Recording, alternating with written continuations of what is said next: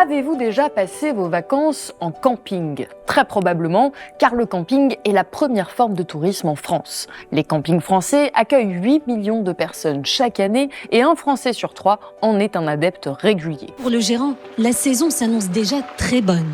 Il y a déjà pas mal de monde. Les gens ils viennent de plus en plus tôt dans le camping. Il l'attendait depuis des semaines. Attends, j'ai fait une photo. Pas content. Mais ce que vous ne voyez peut-être pas lors de vos séjours, c'est ceux qui ne sont pas en vacances. Ceux qui vivent toute l'année dans les campings. Si on en parle peu, ils sont pourtant très nombreux, visage d'une crise du logement qui ne cesse de prendre de l'ampleur dans l'Hexagone. Les allées de ce camping ont l'air bien calmes en ce mois de janvier. Mais il ne faut pas se fier aux apparences, les 150 mobil-homes sont tous occupés. Non pas par des vacanciers, mais par des personnes qui vivent ici à l'année. Isabelle n'aurait jamais imaginé vivre au camping, mais cela fait 11 ans qu'elle est en liste d'attente pour un logement social. Il n'y a pas beaucoup de monde, il fait froid, il pleut, il y a du vent. Puis Mais c'est vrai que quand on a une maison, il y a de quoi péter les plombs. Il y a des fois, on en a marre d'être dans la caravane. Alors qui sont ces Français qui décident ou sont contraints de vivre à l'année dans un mobil-home ou dans une caravane, avec ou sans sanitaire, avec ou sans électricité ? Quelles sont leurs difficultés ? Pourquoi en sont-ils arrivés là ? À quoi ressemble leur mode de vie ? Quel type de solidarité se développe-t-il dans ces lieux aux frontières de la légalité ? Un sociologue a réalisé la première grande enquête sur ce type de logement. Et ses conclusions vont à rebours des idées reçues. Loin du misérabilisme et des clichés, il nous permet de comprendre l'une des facettes les plus saillantes de la crise du logement et donne des pistes de solutions. Alors, à quoi ressemble la vie au camping, symbole du mal-logement des classes populaires ? C'est ce que nous allons voir tout de suite dans cette nouvelle émission pour Blast.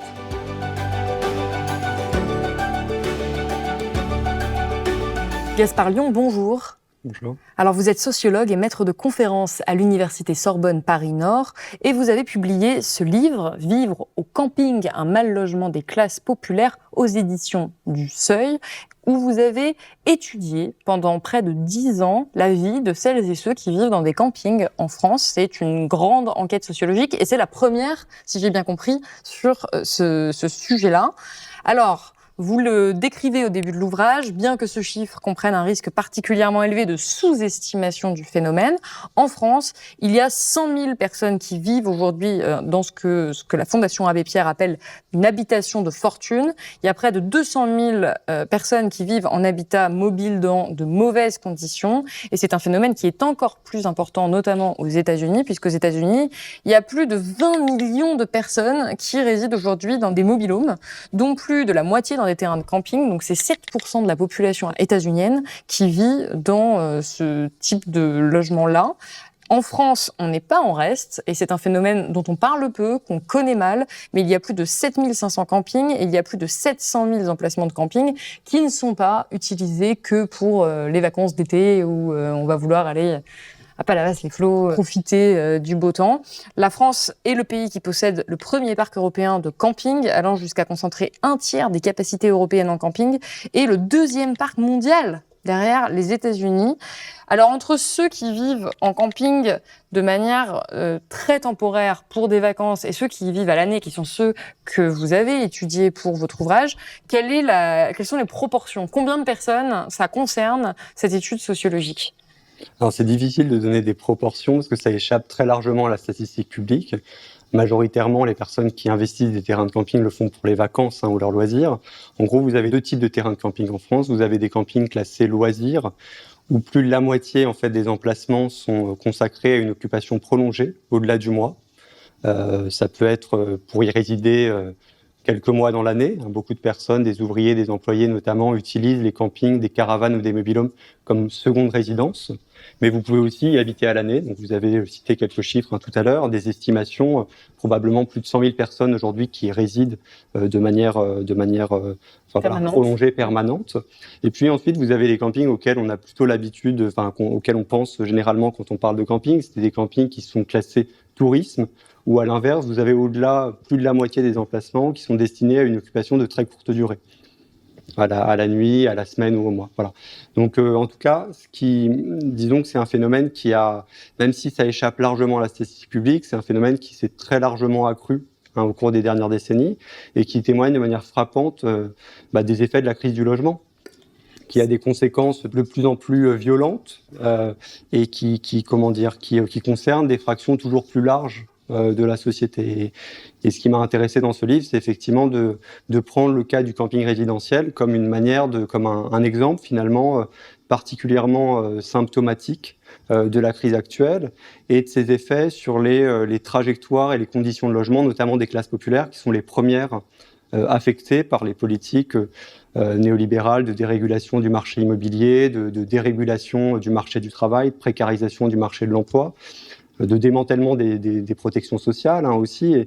Et donc, dans un contexte d'accroissement des inégalités, le logement est devenu vraiment une question, je crois, majeure pour comprendre notamment les conditions d'existence des classes populaires, mais aussi de segments toujours plus larges des classes moyennes. Donc, c'est plusieurs centaines de milliers de personnes, mais on ne sait pas exactement combien, parce que tout simplement, il n'y a pas de statistiques sur le sujet, si je comprends bien. Voilà, c'est-à-dire qu'on peut, à minima, avancer ce chiffre de moins 100 000 personnes. Après, les terrains de camping utilisés à l'année, c'est une réalité parmi d'autres.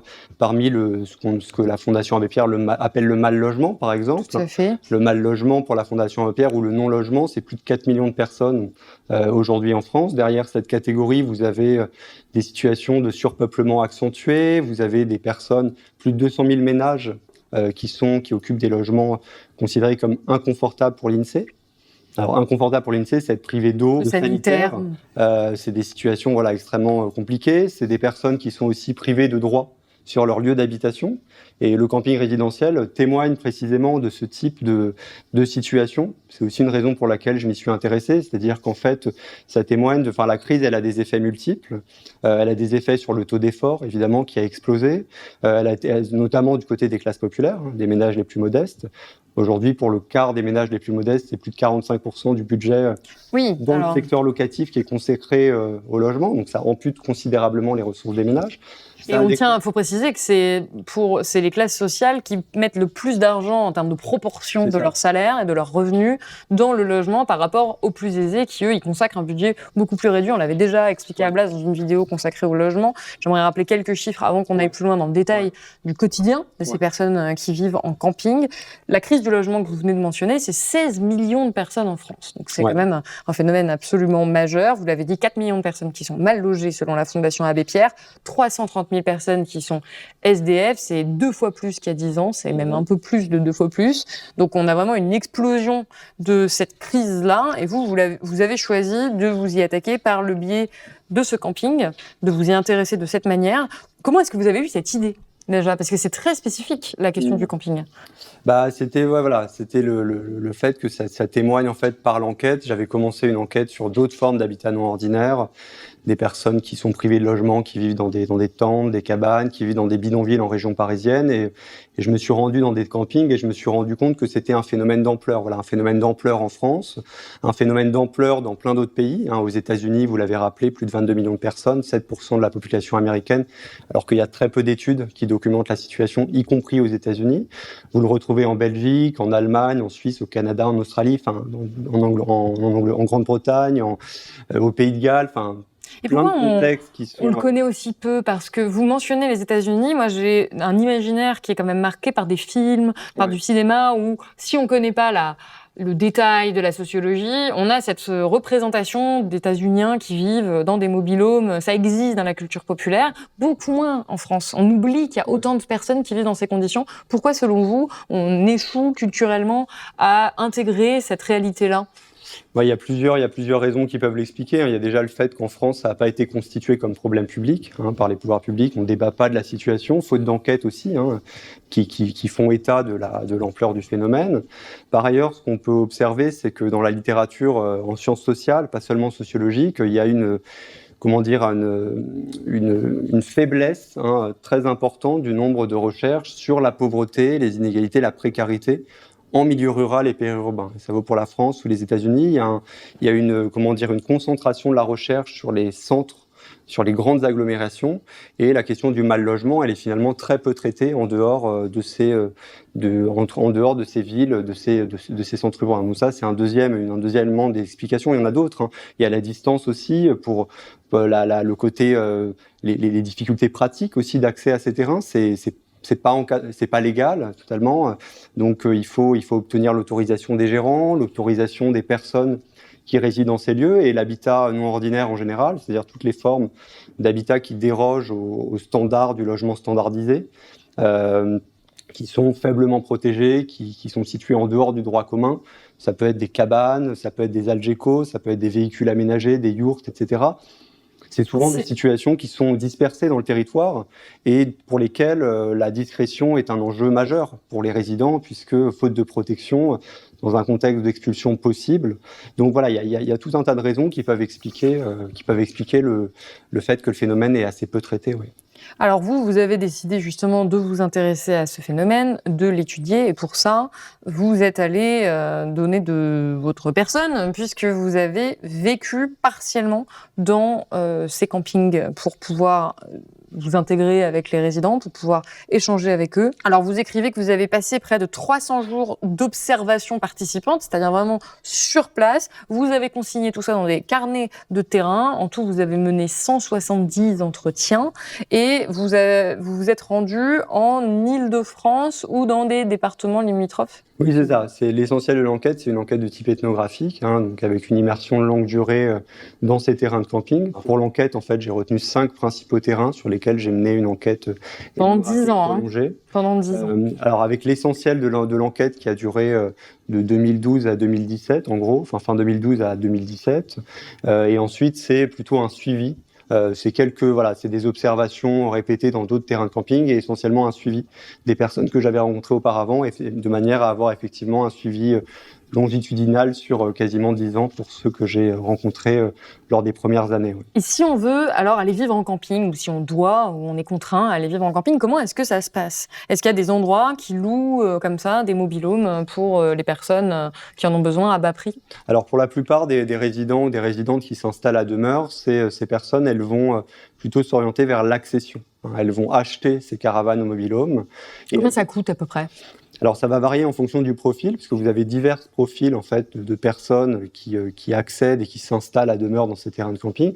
Pour des personnes qui sont installées dans des campings haut de gamme, des campings 3-4 étoiles, en moyenne ils payent à peu près 350 €, 400 € pour la location de la parcelle. Tous les mois. Et du côté des campings plutôt bas de gamme, on est plutôt aux alentours de 150-200 €, avec des terrains de camping pour lesquels les charges en termes d'eau, d'électricité sont comprises dans le forfait de location et d'autres non. Et qui possède ces campings ? Alors ça peut être des gérants privés ou des gérants ou des municipalités. Pour un quart des terrains de camping en France à peu près, c'est des campings qui sont détenus par des municipalités. Est-ce qu'ils peuvent être mélangés avec des campings de loisirs ? Oui, c'est ça. En fait, dans la plupart des cas, il y a une forme de mixité au sein de ces campings. C'est-à-dire qu'en fait, dans un cadre où la législation n'autorise pas la résidence à l'année, beaucoup de propriétaires, de gestionnaires font le choix finalement d'avoir une pratique mixte pour ne pas attirer l'attention des pouvoirs publics. Parce que c'est illégal en fait ce qu'ils font. Voilà, parce que ce que dit la législation, c'est que c'est pas destiné à une occupation à demeure. La législation nous dit que c'est une occupation saisonnière ou temporaire à usage de loisirs. Et donc ça paraît fou parce qu'il y a des personnes qui ont soit ça, soit aucun endroit dans lesquels ils peuvent vivre. On verra, il y a des profils variés, mais et à qui on dit bah non, c'est pas légal, vous pouvez pas faire ça, alors que pour eux, ne pas faire ça, ça peut être synonyme d'aller dans la rue. C'est ça, et c'est une des raisons pour lesquelles un certain nombre de gérants vont accueillir ces résidents. C'est-à-dire qu'il y a la dimension pécuniaire, financière, qui est particulièrement marquée du côté des campings haut de gamme, où c'est des personnes qui sont issues des classes supérieures, des cadres du privé, des chefs d'entreprise, des personnes qui avaient une profession libérale auparavant, qui vont se convertir et investir le terrain de camping en voyant qu'il y a une niche à investir financièrement. Mais vous avez aussi des gérants qui vont accueillir des résidents précarisés pour éviter à ces personnes des situations de précarité beaucoup plus marquées, la rue par exemple. Les locations à l'année en camping sont en théorie illégales.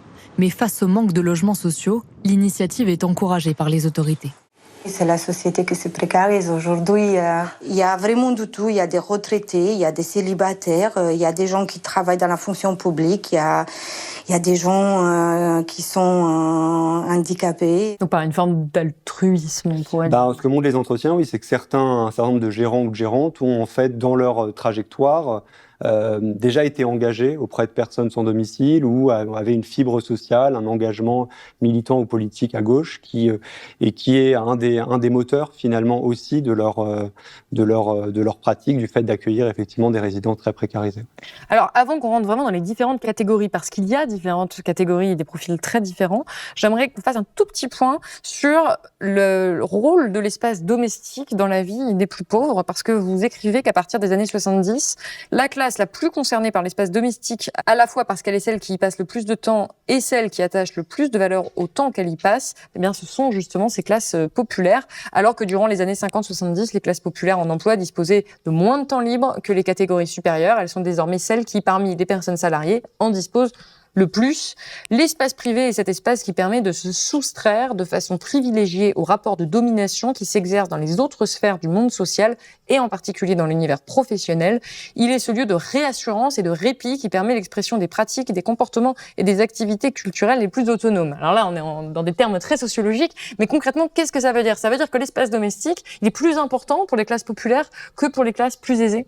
Oui, et ça veut dire aussi qu'il y a un mouvement en fait de longue durée historique de repli des classes populaires sur l'espace domestique. C'est-à-dire qu'en fait, là, vous avez cité par exemple une phrase de Michel Véret, un sociologue, qui montre comment il y a un changement de polarité finalement qui se fait après la Seconde Guerre mondiale en France pour les classes populaires, où jusque-là, l'espace public était surinvesti par les ouvriers, les employés, les petits artisans, et on voit progressivement un repli relatif vers la sphère résidentielle. Et dans un contexte d'envolée des prix de l'immobilier et de précarisation sociale, de chômage structurel de masse, on voit comment le logement devient central, à la fois central dans la question sociale, parce qu'il a un rôle majeur dans l'accroissement il joue un rôle majeur dans l'accroissement des inégalités, il joue un rôle majeur en termes de dégradation des conditions matérielles de vie des classes populaires, il produit des trajectoires de précarisation, de déclassement social, résidentiel pour de plus en plus de personnes, mais il a aussi son importance parce qu'il joue un rôle, je dirais, de plus en plus important dans la définition des positions sociales et des positions et des individus dans un contexte d'envolée des prix du logement, d'accroissement des inégalités, ou pour des personnes notamment qui ne peuvent accéder à l'emploi, qui subissent le chômage, qui sont reléguées aux marges du salariat, de fait, le temps consacré, le temps passé dans le logement s'accroît. Et si c'est important, je crois, de prendre le logement comme un élément important pour effectivement comprendre les classes populaires aujourd'hui, c'est, comme vous l'avez rappelé, c'est aussi parce que du point de vue des styles de vie, de la culture des classes populaires, c'est un espace qui est qui est davantage soustrait au rapport de domination que d'autres espaces, que la sphère professionnelle par exemple. Donc il est particulièrement propice, ce que montrait par exemple le Richard Hogarth comme sociologue après la Seconde Guerre mondiale, Olivier Schwartz également, particulièrement propice au développement de ces formes les plus autonomes, les formes culturelles qui caractérisent aussi les classes populaires au-delà des rapports de domination et de privation. Et puis une dernière chose peut-être, si c'est important, je dirais, c'est que en fait cette précarisation du monde du travail, elle conduit aussi, et ça le livre le montre et à la suite d'autres recherches, c'est comment l'espace de résidence au sens large devient de plus en plus central dans la structuration des styles de vie des classes populaires. C'est-à-dire que dans un contexte d'effritement des protections sociales, de précarisation sociale, les ressources de la proximité liées aux résidences, à la résidence, à la solidarité, etc., occupent un rôle majeur pour faire face à l'adversité, face à la pauvreté et aux défaillances des politiques sociales. Oui, parce que les liens sociaux, c'est un des éléments que vous avez beaucoup étudié et on comprend le rôle que ça joue. C'est pas simplement vivre dans des habitats individuels, c'est vivre souvent dans des formes de communauté. Alors, on va rentrer dans le dur des catégories, des grandes catégories que vous avez étudiées. On va commencer par la catégorie la plus aisée, finalement, qui est celle qui fait le choix de vivre en camping. Et alors là, j'étais très étonnée de voir que, par exemple, il y a des personnes qui vivent avec 2227 € par mois en moyenne, ce qui est quand même un revenu tout à fait convenable, ou en tout cas dans la moyenne. Donc, vous dites que ce sont des professions comme électricien sur des chantiers, peintre en bâtiment, chauffeur de poids lourd, conducteur de bus, policier, employé de commerce, caissier, caissière, ou encore gardien d'immeuble. Pourquoi ces personnes-là qui ne sont pas dans l'extrême pauvreté choisissent-elles délibérément d'aller vivre dans des campings ? Alors effectivement, ce qui les amène en fait à quitter, à s'installer dans un camping à l'année, alors même qu'elles sont pas parmi les plus précarisées, c'est essentiellement le fait qu'elles aspirent à devenir propriétaires et d'un habitat individuel. Donc là, on renvoie à l'imaginaire que vous avez évoqué plus tôt, où on veut cet endroit à soi et toute la culture de ces années, à partir des années 70, nous a promu l'idée que la réussite, c'était l'habitat individuel dont on est propriétaire. C'est ça, il y a un enjeu à la fois de réussite sociale, statutaire, qui est sous-jacent à ce désir, mais par ailleurs, c'est une norme qui est largement partagée dans la société et qui est particulièrement prégnante du côté des classes populaires. C'est-à-dire quand les différents sondages montrent que les ouvriers et les employés aspirent davantage que d'autres classes sociales à devenir propriétaires et propriétaires d'un habitat individuel. Pourquoi ? Ce qui peut se comprendre par leurs conditions matérielles d'existence et surtout si on rattache ça aux possibilités concrètes qui s'offrent à elles. C'est-à-dire qu'en gros, pour un cadre, le parc locatif, c'est un logement bien situé, potentiellement confortable. Pour des fractions des classes populaires, c'est beaucoup plus souvent le parc social et ces segments dégradés, stigmatisés. Donc c'est une manière finalement d'échapper à ce parc dégradé. Et puis on sait aussi que la bricole, le bricolage, etc. occupent une place plus importante au sein des classes populaires que dans d'autres groupes sociaux. C'est potentiellement aussi avoir un potager qui permet de réduire les dépenses, de gagner un peu d'argent potentiellement même par la revente de choses du jardin, etc., etc. Voilà. Donc il y a ce qui va jouer dans leur installation, c'est à la fois cet idéal et c'est un idéal qui ne peut pas être satisfait en fait dans le marché traditionnel aujourd'hui, puisque en fait l'accession à la propriété est devenue de plus en plus difficile pour les classes populaires. On l'a déjà montré à Blast. Donc voilà, il y a une inégalité structurelle croissante et qui conduit des personnes qui ne peuvent accéder à la propriété, finalement, à se rabattre sur un terrain de camping, sur un mobil-home confortable, dans des campings haut de gamme en général. Et ces personnes, par là, ça leur permet de se libérer en fait des contraintes de la location, du locatif et de l'appartement, de la vie en appartement qui est souvent mal supportée par ces personnes. Oui, puis il y a du bruit. Vous dites que c'est des personnes qui ont aussi fui parfois les HLM, qui veulent pas être dans la promiscuité avec leurs voisins. Ça leur donne cet espace-là. Et on mettra des photos à l'écran parce que vous en avez prises beaucoup pour documenter votre sujet.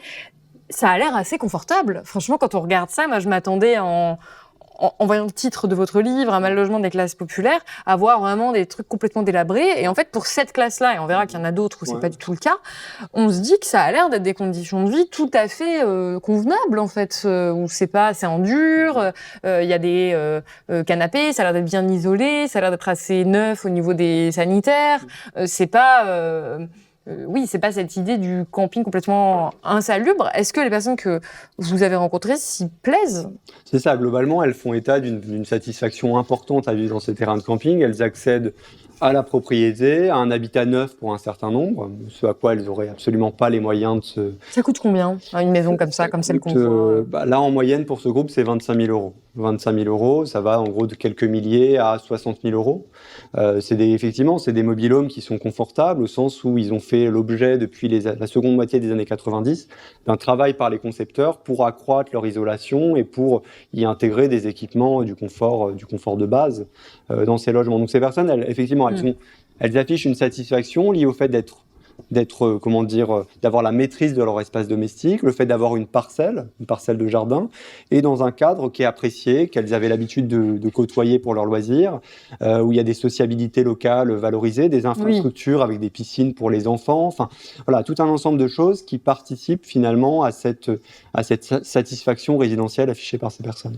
Mais ça a l'air, encore une fois, confortable sur les photos, mais est-ce que ça l'est réellement, vous qui avez été ? Quels sont les inconvénients quand même de ce type de logement par rapport à un appartement en ville qui sera plus en dur, entre guillemets ?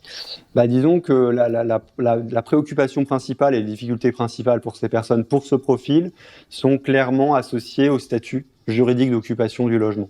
C'est-à-dire qu'en fait, ces personnes, elles sont propriétaires de l'habitat, mais pas de la parcelle qu'elles occupent. Et donc, elles dépendent d'un règlement intérieur qui est édicté à la discrétion des gestionnaires avec un certain nombre de pratiques abusives, des pratiques commerciales également abusives. Et puis, voilà, pour donner quelques exemples, en fait, ces personnes, elles n'ont pas totalement la maîtrise, par exemple, de leur parcelle de jardin. On peut leur demander de tondre la pelouse régulièrement, de ne pas laisser du linge à sécher le week-end. Enfin, voilà, des règlements qui n'ont aucun équivalent dans le parc ordinaire pour des personnes qui accèdent à la propriété. Par ailleurs, c'est un bien qui se déprécie très rapidement avec le temps. En l'espace de 3 ans, ça perd la moitié de sa valeur, sans travaux en moyenne. Donc, clairement, c'est à la fois l'expression des inégalités d'accès à la propriété aujourd'hui, de creusement des inégalités en matière de patrimoine, et c'est aussi un élément voilà, qui participe à sa mesure de cet accroissement, au sens où il n'y a pas de valeur patrimoniale associée à ces habitats. Pourtant, vous dites que certains font ce choix-là dans l'idée de transmettre quelque chose à leurs enfants. Alors plutôt dans le fait de ne pas dépenser à fond perdu leur argent dans un loyer. Mais finalement, la question de la transmission, c'est pas un bon investissement, quoi. Elle est assez peu présente, d'autant plus que ça se dégrade rapidement. En quelques décennies, ces mobil-homes, sont non seulement ne valent plus rien, ils ne sont plus habitables, ou très difficilement. Et pourtant, vous dites qu'ils investissent à fond leur espace. Ouais. C'est-à-dire que vous décrivez dans votre enquête le fait que vous, quand vous allez les rencontrer, ils sont fiers de vous montrer leur logement, l'intérieur, la décoration, qu'ils vous laissent prendre des photos sans aucun problème, qu'il y a vraiment un investissement, ils savent qu'ils sont là pour rester, ils veulent rester, et donc ils entretiennent énormément, qu'ils font du bricolage, qu'ils font des travaux en permanence, et que tout est fait pour que ce soit le plus confortable possible, et à leur image aussi, qu'il y a une personnalisation de l'intérieur. C'est ça le point important pour ces personnes, c'est le fait d'avoir une certaine maîtrise sur leur environnement matériel, sur leurs conditions d'habitation, où elles peuvent entreprendre des travaux très conséquents. En fait, ces mobil-homes, souvent, ces personnes détruisent les cloisons internes, rehaussent le toit, changent les pièces, la configuration interne, ou créent de nouvelles fenêtres à un autre endroit, etc., etc. Donc, il y a le fait de se libérer, une fois encore, des contraintes de la location et d'être propriétaire de son habitat et dans un cadre valorisé, avec un entre-soi qui est également valorisant pour ces personnes. Oui, parce que vous dites que quand vous leur parlez de l'endroit où ils vivent, eux, ils convoquent pas l'imaginaire des vacances, ils convoquent l'imaginaire du petit village, de la communauté, de la petite famille.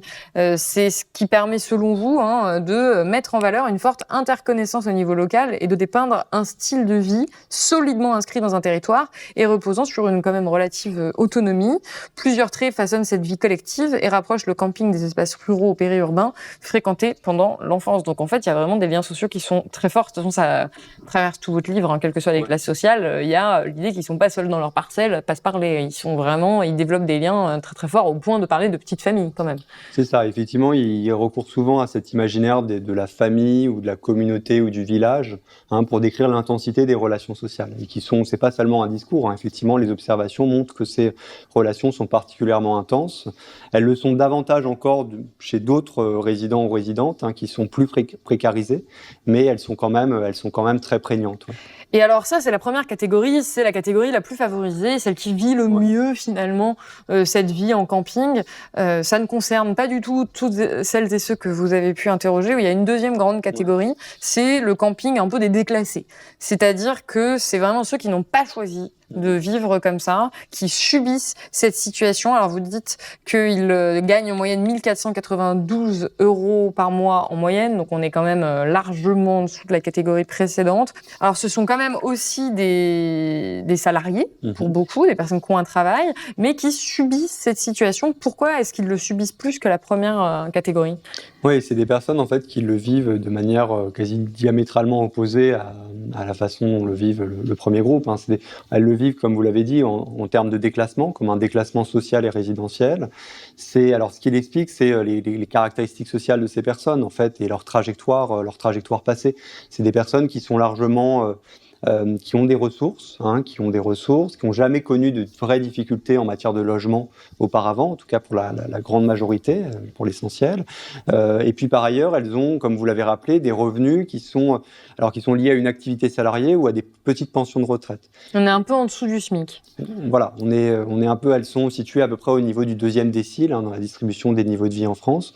Et en fait, ce qui explique, je dirais, cette expérience très négative, cette souffrance sociale très forte que manifestent ces personnes, c'est l'existence de plusieurs décalages. Des décalages entre leurs expériences résidentielles passées et leur expérience au camping. Ils se retrouvent dans des habitats extrêmement stigmatisés et dégradés. Objectivement, c'est les plus mal logés. Parce que de fait, pas parce que c'est les plus pauvres, mais parce qu'ils n'investissent pas la vie au camping sous l'angle du durable. Pour eux, c'est provisoire, c'est une parenthèse dans leur vie. Donc il y a ce décalage-là. Il y a un décalage entre leur statut social et leur statut résidentiel. Ils disent beaucoup en entretien, sentiment d'injustice, de rancœur, etc., lié au fait de travailler, de beaucoup travailler, avoir un travail fatigant, éprouvant, etc., et d'être logé dans des habitats très inconfortables. Et puis enfin, un décalage, je dirais, entre leurs aspirations et les probabilités objectives de les satisfaire. C'est-à-dire qu'en gros, d'une certaine manière, elles sous-estiment les difficultés.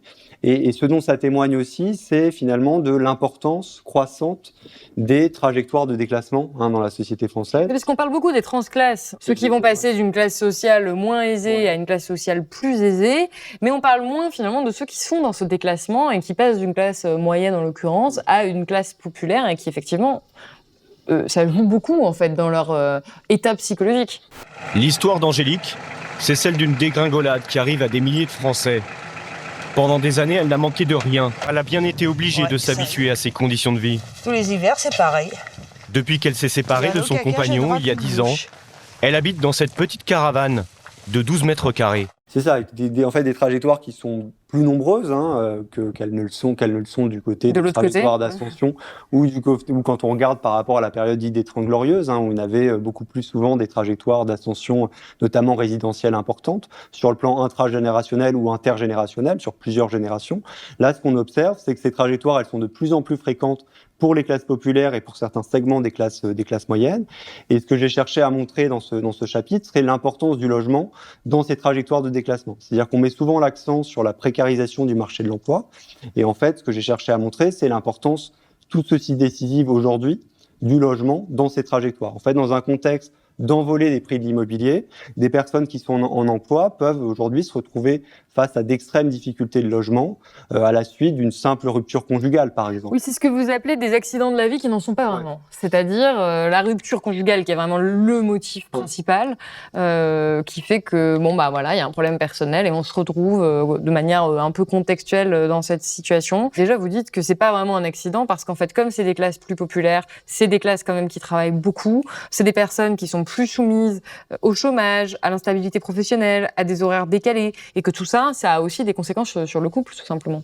Oui, c'est ça. C'est déjà rappelé que finalement, ce qui est généralement présenté comme purement accidentel, aléatoire, individuel, etc., c'est aussi marqué par les structures sociales. Effectivement, derrière, il y a en fait la question des conditions matérielles d'existence qui conduit effectivement à un risque de subir une séparation conjugale bien plus importante du côté des classes populaires que du côté des cadres, par exemple, ou des cadres supérieurs. Et puis par ailleurs, ce qu'il faut rappeler évidemment, c'est le poids de ces ruptures, les conséquences de ces ruptures qui sont tout à fait inégales en fonction des groupes sociaux. Pour des personnes qui n'ont pas de patrimoine, qui ont des revenus modestes ou très modestes, effectivement, ce type de rupture peut avoir des conséquences beaucoup plus délétères que pour d'autres groupes sociaux. Vous dites qu'il y a un autre facteur à la perte du logement, c'est la reprise du logement par le propriétaire, tout simplement. C'est-à-dire des personnes qui sont locataires et du jour au lendemain, on vous dit en fait je veux le vendre ou j'ai besoin de l'habiter et en fait on se retrouve soudainement dans des conditions très difficiles qui font qu'on va donc se retrouver dans ces campings. C'est subi, on n'a pas voulu acheter quoi que ce soit, on se retrouve dans cet habitat-là et alors là vous dites c'est pas le même type de camping, on est dans des campings sans étoiles, très éloignés de ceux qu'on a vus juste avant, il n'y a pas de piscine, il n'y a pas de terrain de jeu pour les enfants, ni de connexion internet, d'accès téléphonique ou de raccordement à tout à l'égout. Donc, et pas d'eau. Et pas d'eau. L'eau est coupée effectivement de novembre à avril. Pendant les 6 mois d'hiver, le camping est officiellement fermé et il n'y a pas d'eau courante. Angélique stocke donc des réserves dans cette cuve. Mais les températures glaciales ont fait leur effet. Donc ça, c'est une contrainte majeure pour ces personnes qui sont en fait reléguées dans des habitats qui sont très exigus. En moyenne, c'est 10 mètres carrés. En fait, généralement, elles achètent les caravanes sur le Bon Coin ou sur place à quelques centaines d'euros. Donc, c'est des caravanes qui prennent l'eau, qui sont très anciennes, etc. C'est vraiment la situation d'urgence. On se retrouve à faire ça et on n'a pas du tout prévu d'investir ce truc longtemps et on s'y retrouve beaucoup plus longtemps que prévu. C'est ça. Souvent, le provisoire se met à durer et en fait, ces personnes se refusent à investir parce que leur investissement se situe ailleurs, dans le fait de retrouver la place qu'elles ont perdue dans le parc locatif ordinaire. Leur investissement matériel en termes de recherche, économique, etc. Donc finalement, la situation s'enlise et le passage du temps rend la situation encore plus difficile à vivre. Oui, vous dites que c'est décourageant, qu'ils sont gagnés par le fatalisme, qu'ils voient leurs horizons temporels se réduire et parfois qu'ils en viennent à avoir l'impression qu'il n'y a aucune issue finalement à leur situation. Ouais, et les tentatives de suicide chez ces personnes sont très nombreuses. Parmi les personnes que j'ai rencontrées, la proportion de personnes qui faisaient état non seulement de situations de dépression aggravée, importantes, mais tentatives de suicide étaient effectivement particulièrement importantes. Là, pour revenir un peu, encore une fois, on mettra des photos à l'écran, mais alors là vous dites, c'est pas du tout comme le premier groupe, ils n'ont pas du tout envie de se faire prendre en photo, ils n'ont pas envie qu'on prenne leur logement en photo, c'est plus compliqué d'accéder à ça, que ce sont des lieux, vous l'avez dit, exigus, qui sont soumis aux aléas climatiques, c'est-à-dire qu'il fait très chaud en été, il fait très froid en hiver, il n'y a pas d'équipement sanitaire réel, ils n'ont pas accès à l'eau, et donc tout ça, c'est évident que ça favorise la dépression, l'anxiété. Et pourquoi est-ce qu'ils n'arrivent pas à en sortir de ces logements-là ? Pourquoi est-ce que ça dure ? Alors, pourquoi ça dure ? C'est parce que, déjà, ils ont des ressources, des revenus qui sont modestes, vous l'avez rappelé, qui sont réduits. Par ailleurs, souvent des personnes célibataires, donc l'accès au logement est rendu plus compliqué pour des personnes seules.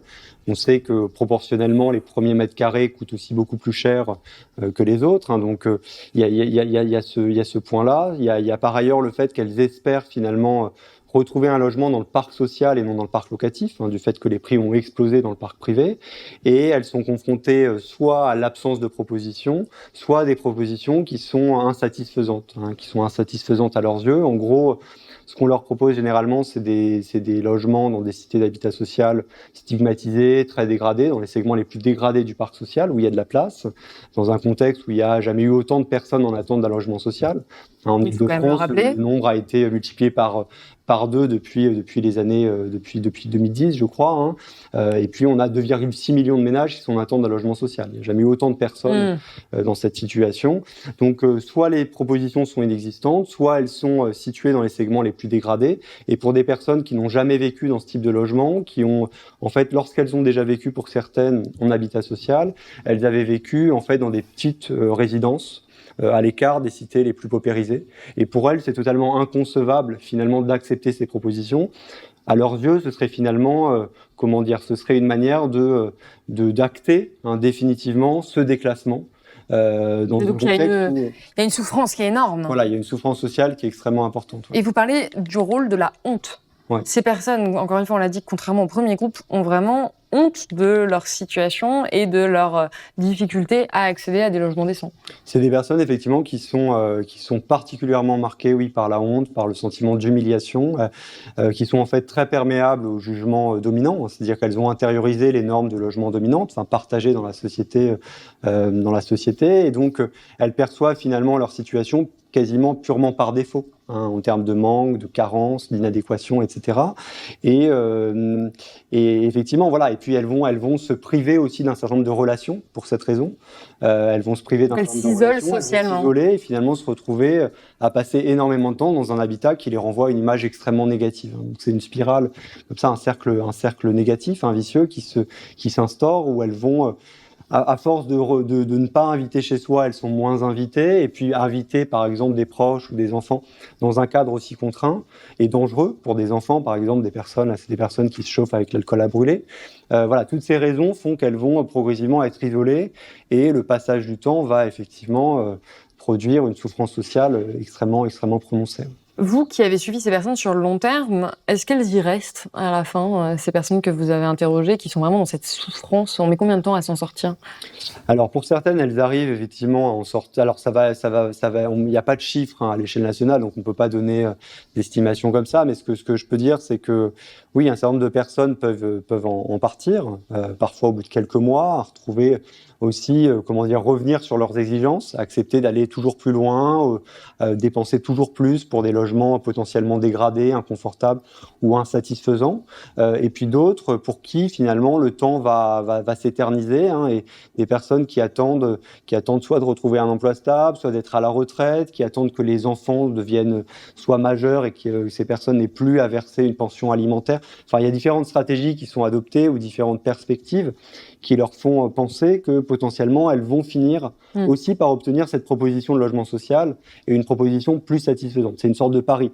Elles se disent que il vaut mieux refuser les propositions insatisfaisantes en espérant que la prochaine soit plus satisfaisante. Et en fait, ce que montre l'enquête, c'est que souvent, c'est pas tellement... finalement, le passage du temps, il aggrave la perception et les refus des propositions. Il aggrave les refus des propositions, il les accroît, puisque ces personnes, finalement, elles aspirent à un sentiment de reconnaissance, d'une réparation de l'injustice. Elles ont fait tellement de sacrifices matériels, économiques, relationnels au cours des années qu'elles ne sont pas prêtes, et encore moins aujourd'hui, à accepter des solutions insatisfaisantes. Elles se disent autrement, pourquoi ne pas avoir accepté ces solutions 5, 10, 15 ans auparavant. Et alors, il y a la troisième catégorie, qui est la catégorie des plus précaires. C'est vraiment ceux qui ont de très grandes difficultés de logement, et c'est aussi ceux qui gagnent le moins, 919 € en moyenne par mois, contre, on le rappelle, plus de 2227 € pour la première catégorie et 1492 pour la deuxième catégorie. Donc eux, c'est vraiment les plus pauvres. Et pourtant, eh bien, ce ne sont pas les plus malheureux, ou en tout cas, ce ne sont pas ceux qui vivent le plus mal leur situation. Est-ce que déjà, on peut revenir sur le type de profession de ces personnes-là? Est-ce qu'elles ont un travail, ou est-ce que, au contraire, c'est des personnes qui peuvent vivre du RSA, d'allocations? C'est ça, la plupart sont sans emploi, sont privés d'emploi. Pour l'essentiel, elles vivent des minima sociaux, de toutes petites pensions de retraite pour certaines personnes, essentiellement des minima sociaux ou de la débrouille. De la vie au jour le jour, avec des logiques de dons et de contre-dons, d'entraide. Quelques personnes, un quart à peu près, travaillent, mais c'est dans des emplois précaires, à temps partiel, et elles sont finalement placées, elles aussi, pour la plupart, sous le seuil de pauvreté, d'autant qu'un certain nombre ont des dettes. Et donc voilà, c'est le poids de la précarité et de la pauvreté est écrasant chez ce profil. Et comme vous l'avez rappelé, une des caractéristiques de ces personnes, c'est le décalage, en fait, qui les concerne entre leurs conditions d'habitation qui sont très précarisées, en tout cas durant les premiers temps de leur installation, et l'état de satisfaction qu'elles affichent. De fait, c'est des personnes qui trouvent des formes de satisfaction à vivre dans ces terrains de camping, pour diverses raisons qui, une fois encore, sont liées en fait, principalement aux trajectoires sociales et résidentielles de ces personnes. Là, vous parlez de pauvreté héritée, c'est-à-dire qu'on n'est pas sur du déclassement, on est sur des personnes qui ont toujours été pauvres, et ça change tout finalement dans leur perception. C'est ça, en fait, elles ont connu la précarité, souvent durant l'enfance, la pauvreté. Il y a une reproduction sociale à ce niveau-là. Et puis, elles ont connu par la suite, souvent sur des périodes plus ou moins prolongées, des périodes de précarité et de pauvreté. Et indépendamment même de ces conditions de pauvreté, de cette condition de pauvreté, elles ont vécu dans d'autres formes de logements dégradés, pour la plupart. Pour la plupart, elles ont pu vivre dans des chambres de bonne, sans avoir de toilettes, par exemple. Elles ont pu vivre dans des algécos, elles ont vécu la cohabitation, l'hébergement contraint pendant des années, vivre dans des hôtels, d'autres formes de logements non ordinaires, précaires. Et donc, il y a une continuité beaucoup plus forte entre leurs expériences passées et leur situation au camping. Oui, qui n'est pas l'accident de la deuxième catégorie. Voilà, il n'y a pas de rupture nette de ce point de vue-là. Même, ça peut représenter une amélioration. Pour un certain nombre de personnes, c'est une façon, en fait, d'éviter la rue ou de quitter la rue. Dans ce cas-là de plus extrême. Donc ces personnes apprécient de retrouver un espace à elles, de pouvoir cuisiner, d'avoir une sécurité, des relations sociales au sein du camping, etc. Et puis pour des personnes pour qui ça s'inscrit davantage dans un parcours de déclassement, puisqu'il y en a pour quelques-unes, où c'est le cas, ces personnes, souvent, elles vont puiser dans des ressources liées à leur trajectoire antérieure pour s'adapter, s'accommoder de leur situation. Il y a des personnes qui vont aussi mettre en avant le fait qu'elles reproduisent le statut résidentiel, c'est-à-dire l'accès à un habitat individuel. Donc en gros, ça permet à des personnes qui sont sous le seuil de pauvreté d'éviter à la fois les segments les plus dégradés du parc social, de la même manière que pour le premier groupe. Ça occupe cette position, on pourrait dire médiane, entre un parc social qui est rejeté, dégradé, et la maison individuelle qui est valorisée mais inaccessible. Et pourtant, vraiment, les conditions de vie sont extrêmement précaires. Là, on a non seulement pas d'argent pour accéder au logement, à un logement décent, mais en plus, tout est compliqué. C'est-à-dire que l'accès à l'alimentation, l'accès aux soins, tout ce qui constitue notre vie, évidemment, avec 919 € par mois en moyenne, on ne peut pas faire grand-chose.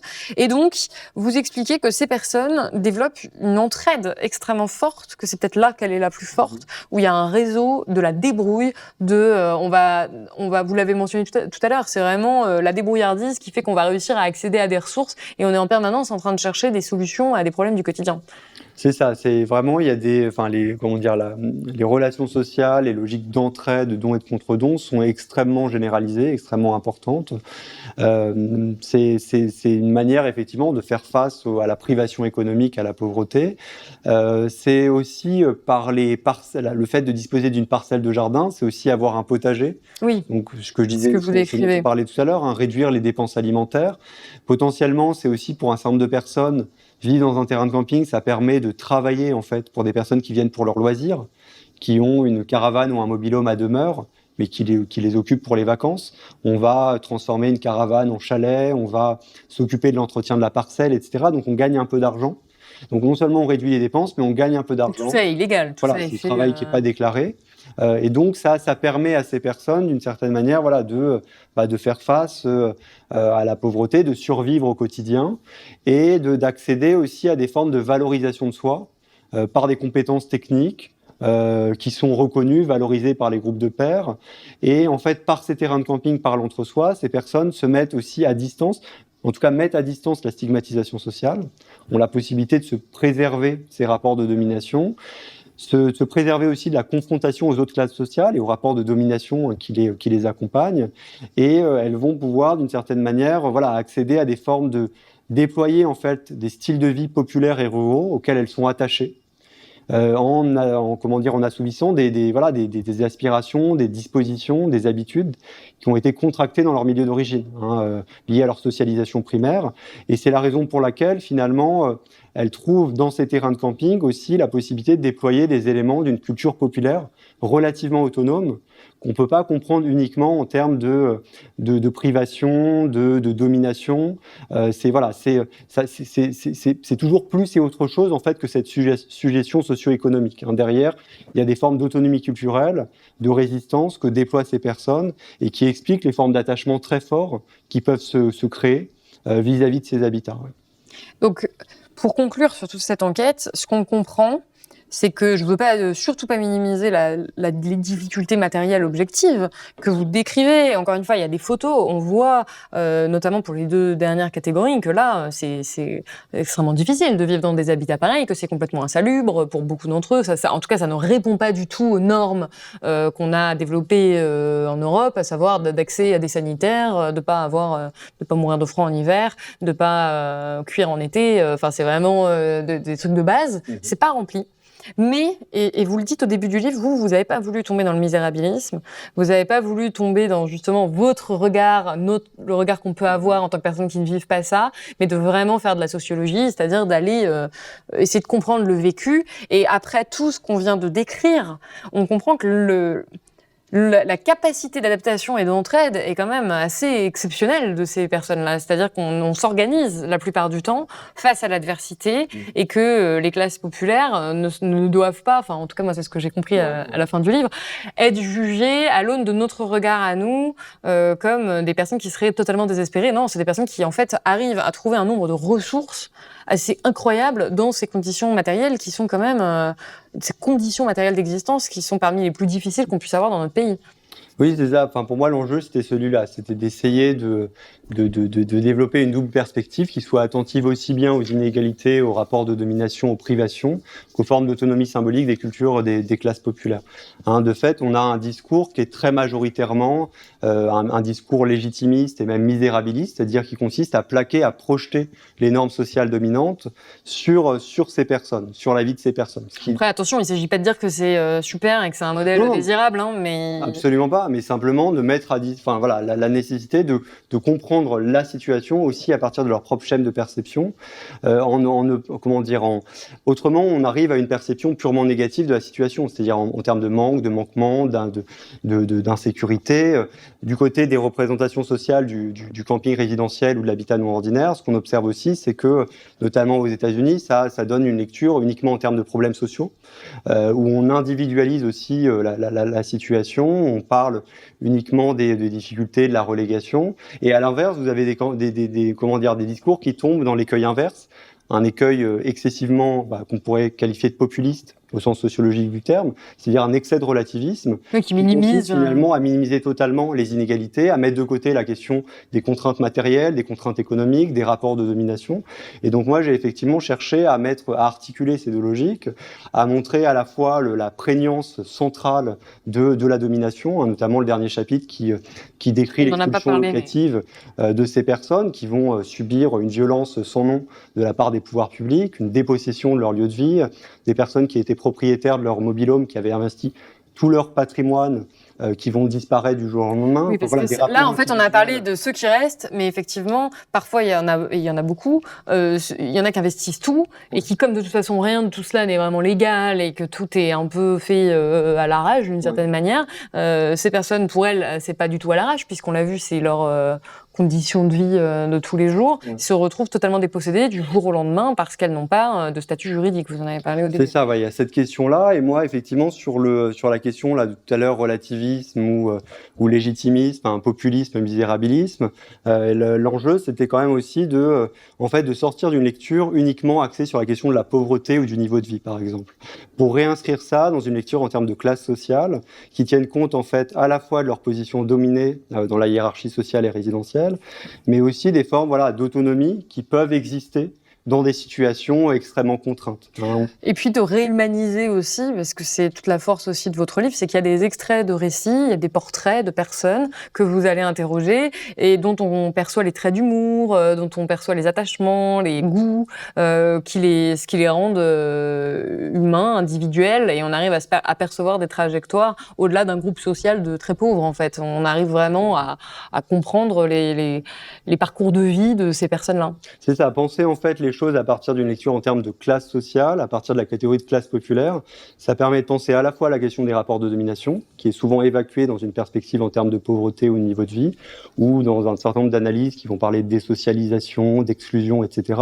Donc ça permet de réinscrire la question des rapports de domination, et puis ça permet par ailleurs de saisir la question des styles de vie, de la culture et des expériences quotidiennes de ces personnes. Et l'un des problèmes, je dirais, d'une approche purement misérabiliste, c'est souvent que ça s'accompagne finalement d'une dépolitisation de la question sociale et de ce qu'on pourrait appeler un misérabilisme répressif. C'est-à-dire qu'en fait, c'est précisément souvent ce type de discours qui accompagne, qui prédispose et qui justifie des modes de traitement coercitifs des situations pour des personnes qui sont dans des habitats non ordinaires. Et là, on le voit, par exemple, dans la situation de ces personnes qui ont été expulsées du terrain de camping. C'est les catégories d'indignité, d'insalubrité, etc., qui sont invoquées. Oui, alors qu'en fait, on leur donne pas de solution. Voilà, pour expulser ces personnes, au motif de savoir ce qui est bon pour elles, on va justifier et mettre en place des pratiques extrêmement violentes qui ne vont faire qu'aggraver et précariser davantage ces personnes. Voilà. Donc ça, c'était un point aussi important pour moi, c'était de mettre en avant la dimension politique de la précarité, réinscrire la question de la précarité, pas saisir la précarité uniquement comme un état, mais bien davantage comme un processus, un rapport politique de précarisation, montrer comment finalement une des caractéristiques essentielles de cette situation, c'est la précarité statutaire, le fait que ces personnes sont peu protégées, pas protégées par le droit du logement, elles relèvent du droit du tourisme.